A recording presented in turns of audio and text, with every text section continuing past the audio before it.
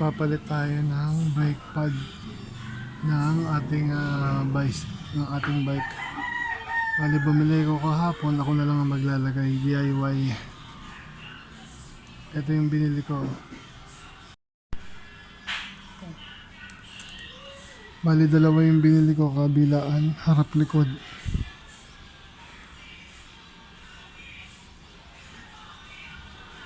Binuksan ko na itong isa. Tapos ang ginawa ko, ganyan yan. Hindi ko na i-video agad kanina pero i-explain ko na lang. Tinanggal ko yung dalawang tornilyo dito.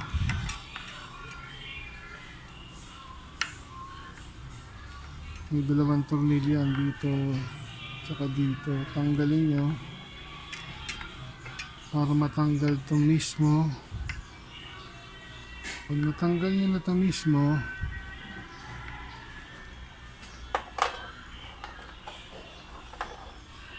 tatanggalin nyo itong pin. Itong pin na ito nakalagay dito.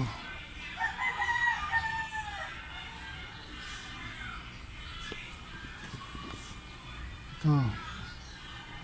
Tanggalin nyo itong pin na ito. Uunatin nyo lang dito. Tapos bunutin nyo na. Pag nabunot nyo na,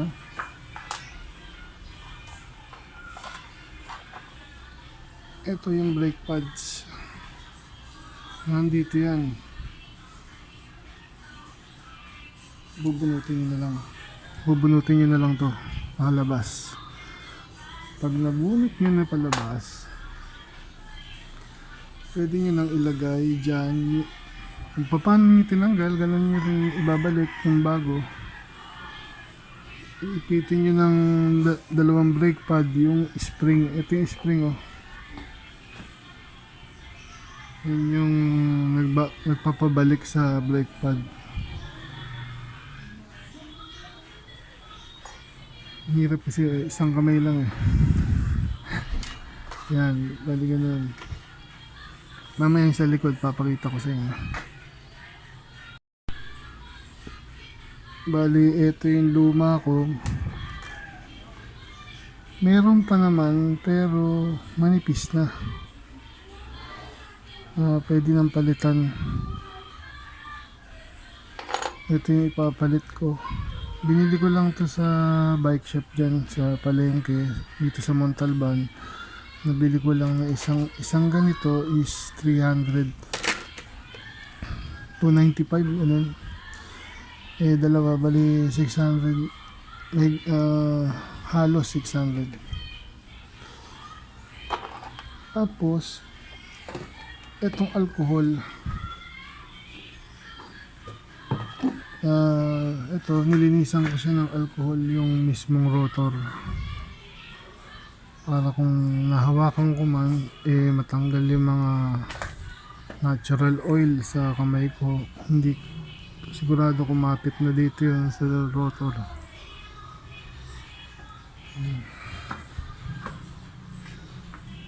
Papalitan ko muna, ha. Papakita ko na lang mamaya. Bali ganito po pag setup nito. Ito po yung spring ng brake pad. Ito yung isang brake pad. Ilalagay niyo siya dito. Yan, ganyan. Tapos yung isa sa ibabaw.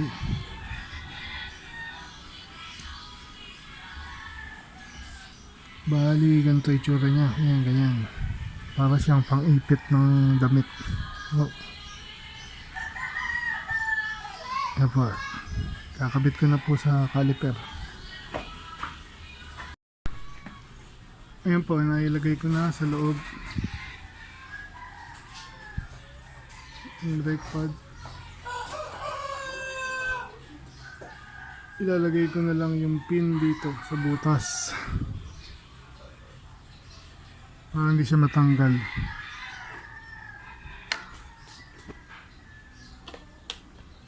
Parang ganito. Ito yung pin.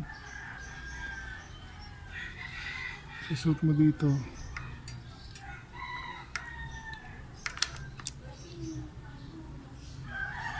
Yun. Pumasok na.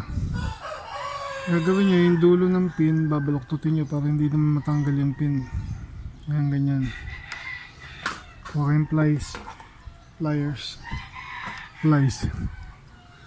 Ang hirap, isa lang kamay ko. Yung isa sa sa camera. Ayan, ito. Uy!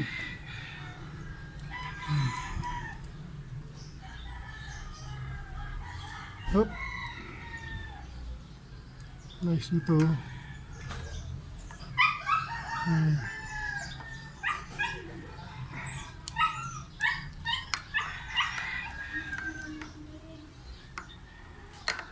Daliyo ah. Ito pa, meron akong camera girl. Para tigawak. Isa lang, ang hirap kasi isa lang kamay. Tutok mo dito, Mia. Dito, Mia.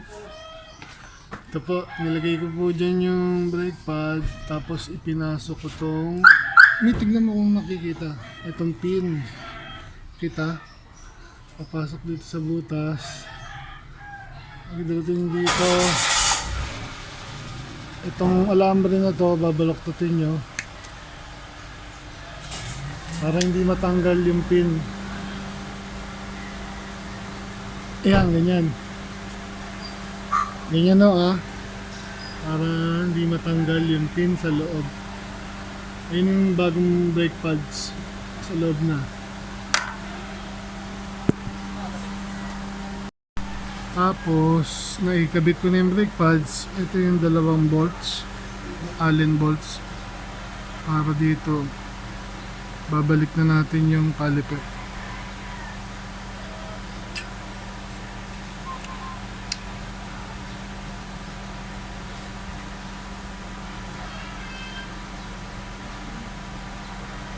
Dalawa lang naman po ito eh. Dito tsaka sa baba. Yung nilinis ko na alcohol yun yung rotor. Para mawala yung mga manti-mantika na galing sa kamay natin.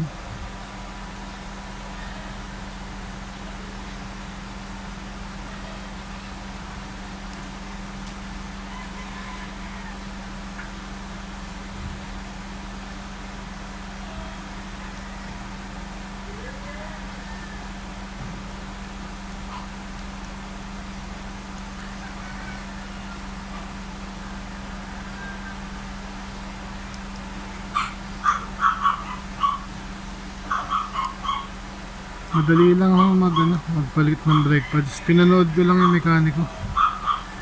Sabi ko, yan lang pala. Kayang kaya. Ayan po, napalitan na natin yung brake pads sa harap. Sa likod naman. Bali yan lang po mga kailangan natin tools. May pliers po ako dyan. May multi-tool na Allen. May Allen ring. Tapos may screwdriver, alcohol, basahan, tsaka yung bagong this brake pad. Bali, gagawin ko na po yung likod.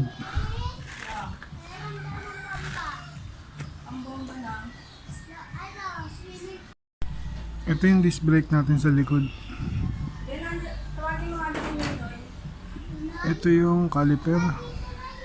Gagawin natin, natin to.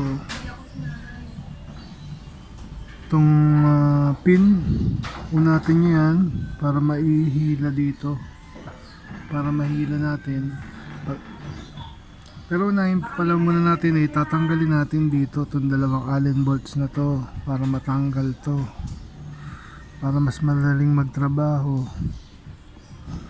Tapos, yun nga, pag tatanggalin na yung brake pad, iunatin to, hilahin yung pin, bunutin sa ilalim yung brake pad.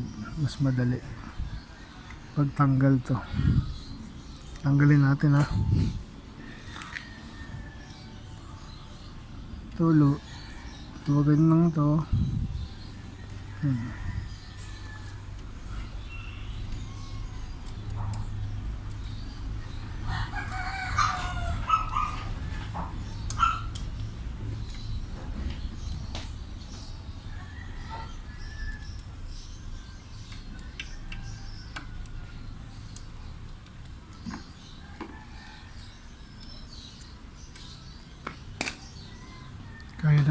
ng kamay to, maluwag na.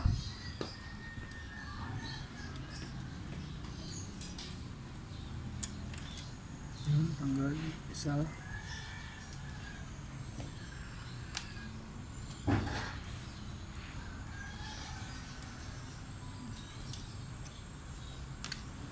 Ayan. Ayun yung lumang brake pad. Manipis niya. Unatin natin to para matanggal yung pin.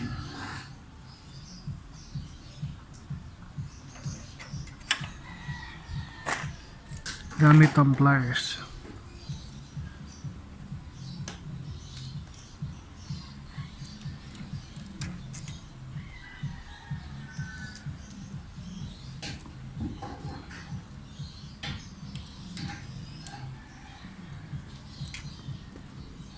Ito, bubunutin natin dito. Ayun. May kasamang bagong ganyan, bagong pin pag bumili kayo ng isang set na brake pads.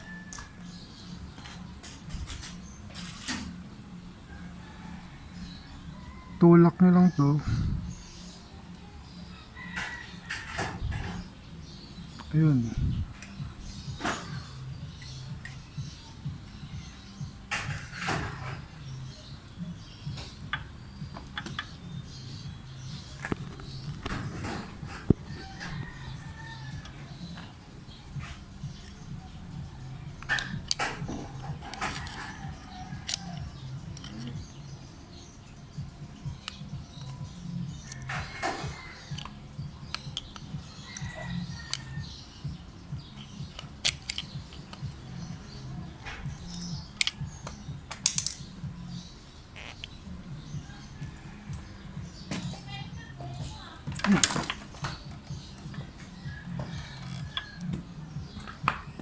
Dali lang po ha. Bali yan po. Gutin lang to.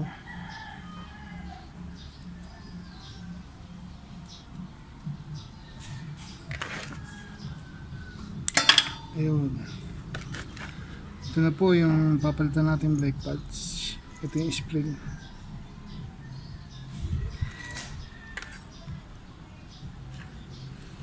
Ayan, kung makikita nyo, talagang gamit na gamit siya. Bumiyahe kami ng malayo na rin na biyahe nito. Punta na to ng Bitbit River sa Norsagaray. Nagpunta na ng Antipolo, nagpunta na ng Boso-Boso, at nagpunta na rin to ng Tagaytay. Malayo-layo na rin. Dito, pabiyahe-biyahe dito sa Montalban. Kapag pababa kasi talaga malakas sa brake pad, kahit pitik-pitikin mo, kung ganun kalayo naman ang tinakbo talagang maupod siya. Importante ito, palitan na natin.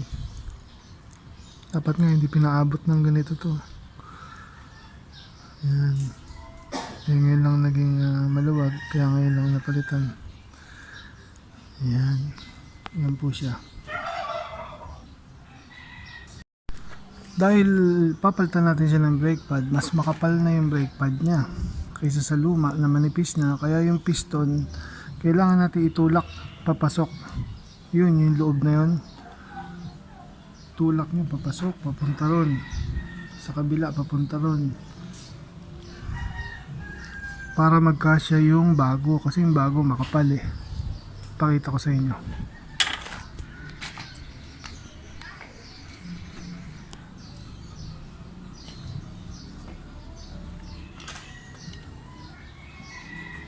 Tulak nyo lang to.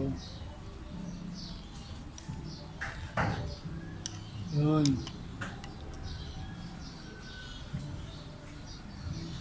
Yun. Okay na yun.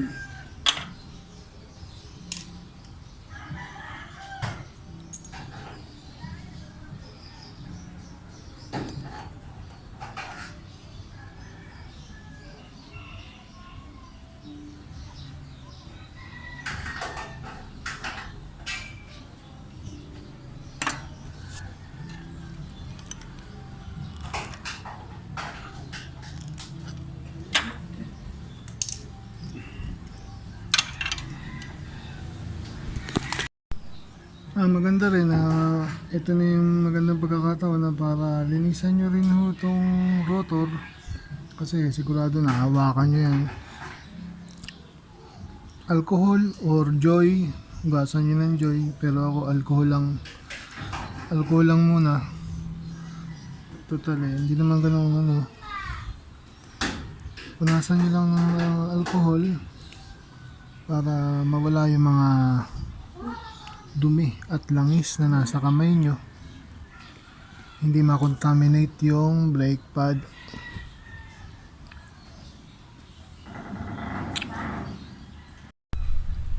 Ito po yung nabili kong brake pad, bubuksan ko na po.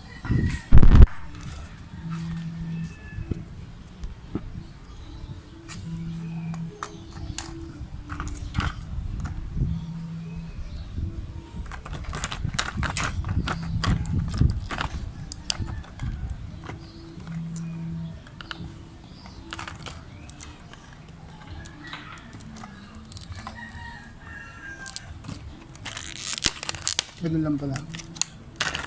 Hindi na kailangan ng kutsilyo.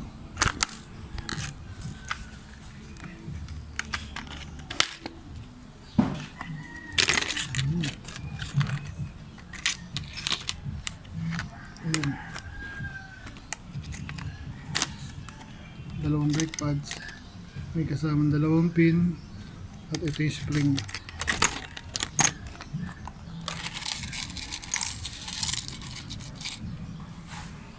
Ito yung bago. Ito po yung luma. Ito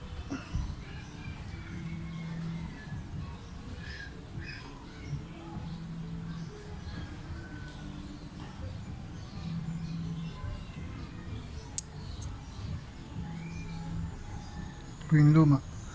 Yun nga, sabi ko, gaya na sabi ko, malayo na rin narating nito. At talagang sulit na siya palitan.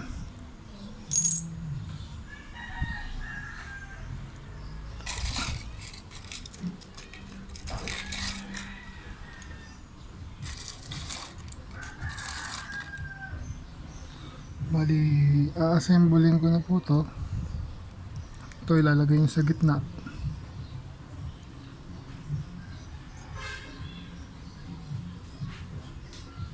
Ganyan. Ayan.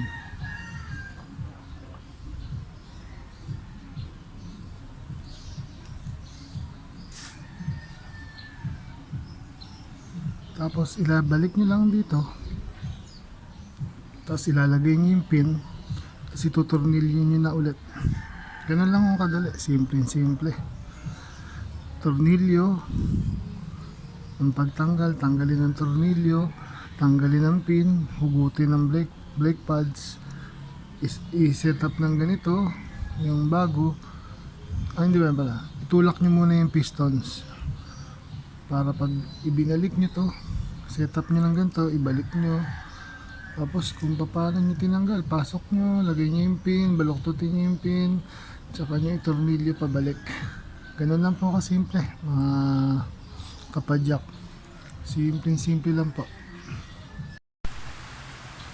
Mga kapadyak, Tito Jhon po ulit At okay na po, tapos na po ang pagpapalit ko ng brake pads ng ating bike.